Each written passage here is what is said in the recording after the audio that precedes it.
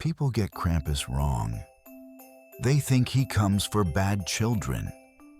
That's the version parents tell when they want fear to feel useful, when they want obedience to feel like tradition instead of control.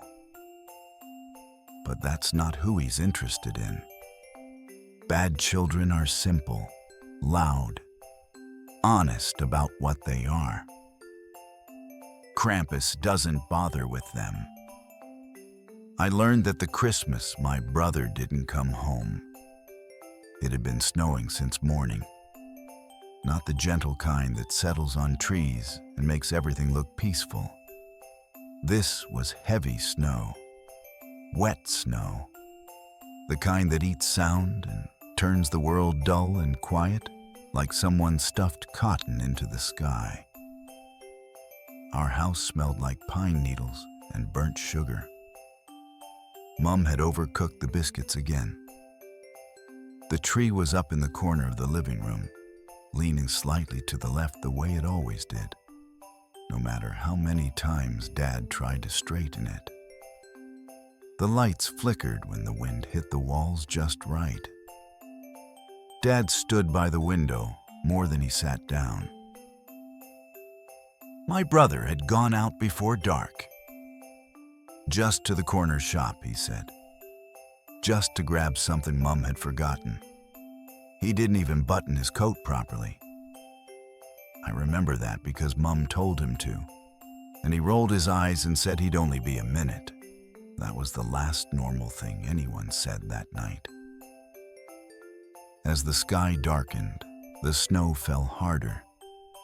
The road disappeared. The fence line vanished. Everything beyond the yard turned into a wall of moving white. Something hit the roof. Not a slide. A strike. Dad said it was ice shifting. He said it too quickly. The bells started not long after. Not sleigh bells. Not cheerful. Not musical. These were heavy bells. Old bells. The kind that don't ring so much as drag sound behind them. Each movement uneven, each step deliberate. They came from far away at first. So far that you could almost pretend you weren't hearing them. Mum froze mid-step. Her face drained of color like someone had turned a switch. Dad's jaw tightened. I asked what the sound was. Dad told me to sit by the tree and not move. That was the second lie adults tell about Krampus. They pretend stillness will save you. The bells grew closer. Something moved on the roof again. Heavier this time. Slow. Careful. Like it knew exactly where the beams were. Then came the sound of metal against wood. Not claws.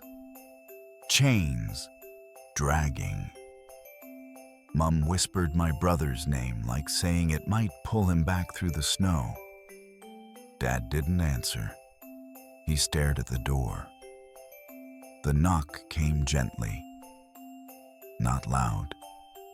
Not demanding. Polite. Like whatever stood outside understood manners.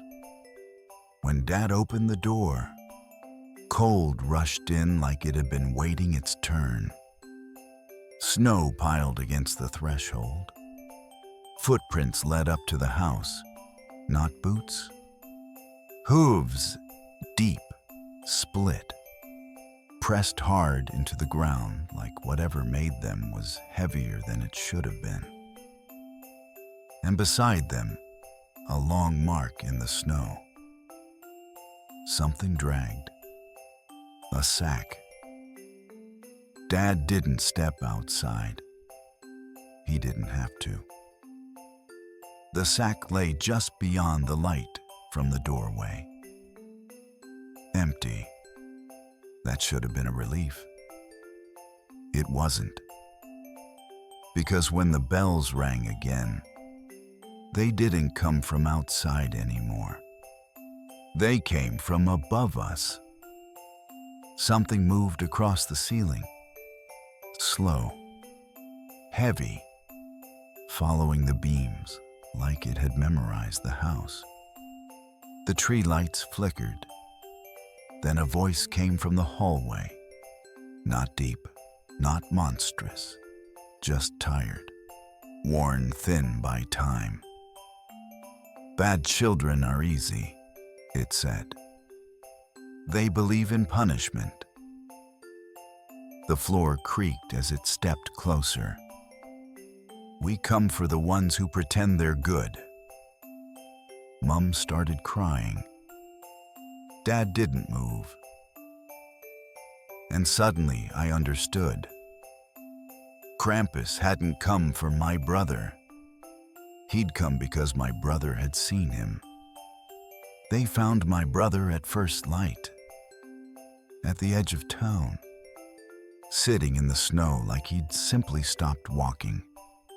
Alive, breathing, but hollow. He wouldn't speak, wouldn't eat, wouldn't look at the tree, wouldn't go near bells. When Mum asked what happened, he shook so hard the chair rattled. Christmas passed quietly that year. No music, no laughter, just the sound of snow melting off the roof. When the next Christmas came, my brother packed his bags before sunset. Said some traditions weren't meant to be repeated. He left without hugging Mum, without saying goodbye to me. I never saw him again.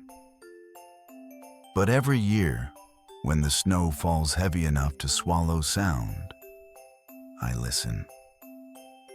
Sometimes I hear bells, not ringing, dragging, slow, patient, not looking for children, looking for witnesses. And that's how I know. Krampus doesn't come for the bad. He comes for the ones who saw him and lived. Comment what tales you'd like to hear next. Like and subscribe for more.